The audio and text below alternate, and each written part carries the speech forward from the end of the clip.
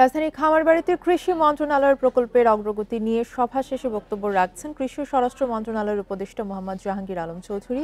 সরাসরি চলে যাচ্ছে সেখানে। বান্ডেল থাকলে প্রতি সেনমানিতে টাকা বাঁচবে। বিকাশ সেনমানি বান্ডেল কিনে জিতুন প্রতি লেনদেনে।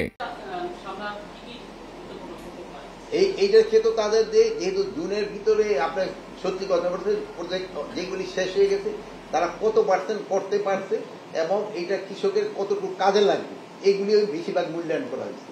একটা প্রজেক্ট করা হয়েছে, এর প্রজেক্টটা ইমপ্লিমেন্টেশনের পর মানে যারা এটা কাজে লাগাবে তাদের কি পরিমাণ কি হচ্ছে এইগুলি সম্বন্ধে আলোচনা হয়েছে এবং ম্যাক্সিমাম দেখা গেছে এই প্রজেক্টগুলি আমাদের একটা ভালো সুফল নিয়ে আসবে।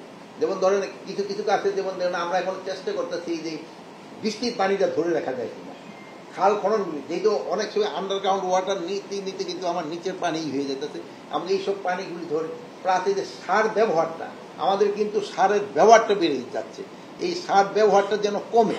যেমন ধরেন আপনার এখন ইউরিয়া সার আবার আমাদের ডিএপি যেটা ইউজ করি ওই ডিএপির ভিতরে কিন্তু 20% ইউরিয়া সার থাকে।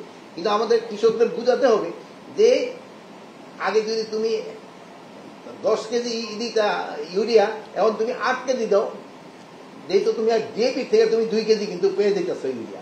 প্লাস এখন আরো আমাকে 10 কেজিরও কিন্তু দরকার পড়ে না এই জন্য। আর প্লাস আমরা একটা কৃষকদের অ্যাপও করে দিচ্ছি, আপনি খামারি এখানে ওই জমির ওখানে দাঁড়ানোর পরে সে বলতে পারবে এই জমিতে কি ধরনের সার লাগবে।